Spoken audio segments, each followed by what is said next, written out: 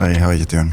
What are we gonna do today? What are we gonna do today? Is there a title?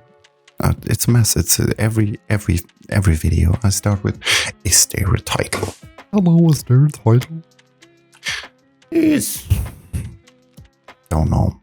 It's always the answer. I don't know, and quite frankly, I don't care. I usually give titles for my paintings just to find them easier, and like the printing files or whatever, or to easier address them. But it's not that I would actually give a damn about it. Okay, good. Now that we got that out of the way, wonderful intro. Haven't done a better one. Let's look at the painting. So the painting is a portrait of a man,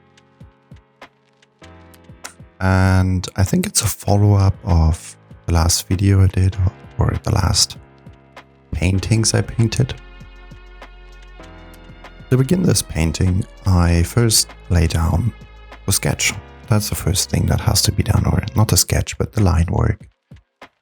It helps painting. Some people like to use pencils. I personally prefer, at least for the moment, fountain pens. Because first of all, the lines don't really remove easily, so I'm able to paint more layers. It just feels to me that it's better for my process, and I like it at the moment. And furthermore, I'm able to put in a lot of cross-hatching, which I think otherwise wouldn't show as prominent. So that's what I've been doing here. And the way I think about this, or what I feel like I want to address here, is the planning. Planning is so important. Such an important step to just plan out your piece, do the work beforehand, do all of these things beforehand. And then you realize that the thing that you actually called the painting, like applying the color, was just the smallest step of all of them. So what I'm doing here is I'm drawing it, I'm putting in the first shading, I'm putting in the cross hatching, or technically it's parallel hatching where I want it to be, and then I'll move to the eyes, get the eyes right. All of these things that come before I even touched paint, right? Because this way I have a great layout, understanding, having all the information. Not only all the information, but as well that the lines, the physical lines that show in the end result are still there to push the painting into the direction that I was aiming for it to be a finished piece, right? In this one, I'm starting with the background. I haven't really figured out what I really want to do. Sometimes I do the background first. Sometimes I do the subject first. And here again, this is doing the first layer. But even in the first layer, I'm not just putting the paint on. I'm making sure I get the highlight sort of wide. I leave the highlight sort of wide, or you see me dabbing in with the tissue and lifting up that pigment again, because I want all this information going forward. Because what I'm gonna do is I'm gonna start shading with an underpainting. I'm using the background color for it. Technically, with shadows, you could make multiple cases about it, which color you want. For me, at the moment, I'm going with the idea of shadow is the color of the ambient light, which in this case is, as the background suggests, an indigo. So making in this part, even though it's just an underpainting, it shouldn't be treated as such.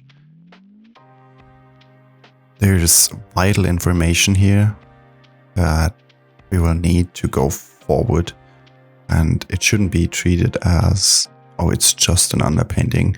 Well, with acrylics, I always felt like it was just, you could deal with it later on. While in watercolor, I feel like the more work I put into the underpainting and the whole process before it feels like I'm starting painting, the easier it all gets and the less time I need for appliance of color, because I don't need to deal with so many different values and have to recheck constantly because all the information is already right there, right in front of me. I'm taking my time here, really working this out, going darker and layer by layer to sort of saturate the shadows. And when I'm pleased with the information I got down, I'm gonna fill in the hair with this Musso black that I've been working with. I think I like this painting, honestly. I like the idea of it, that the hair and the neck are connected. And it's just like this floating face, sort of, but it doesn't feel like it's floating too much. I feel like it's still very grounded. It's just this emerging phase. I feel like emerging is maybe a little bit better. That is held by this black together that is coming from the hair and the throat. Usually I like to do this before I do the painting, because with some paper, or in general, I've noticed that applying water to paper just makes the paper different. That makes the appliance of ink different. So it's just what I like to do. Usually I like to do it beforehand, but in this case I wanted to do it afterwards because I wanted the information of the shadow already in there. So it's easier for me to bend the shapes according to the three-dimensional what's it called, the three-dimensional structure of the face. And then I'm gonna go ahead. You've seen this in my last painting where I talked about exploring these checkered shirts that I'm always painting. I'm gonna call them checkered, even though they're technically not, but checkered clothes.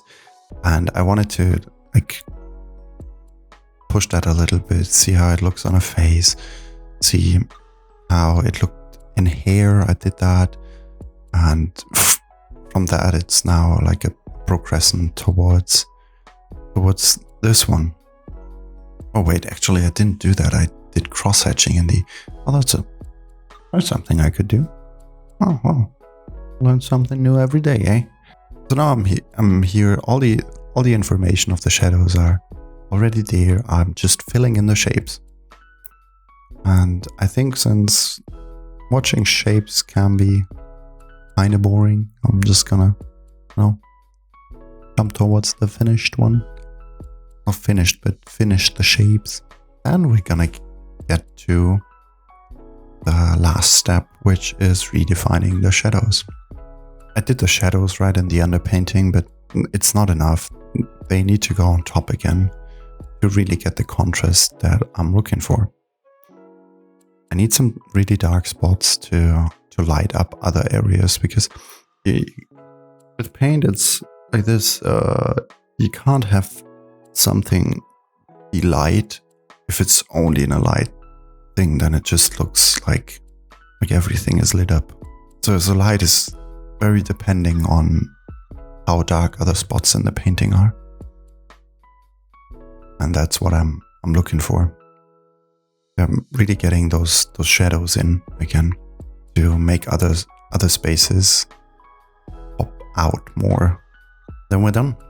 That's it. I like that painting. It's a nice one. Hope you have a good day.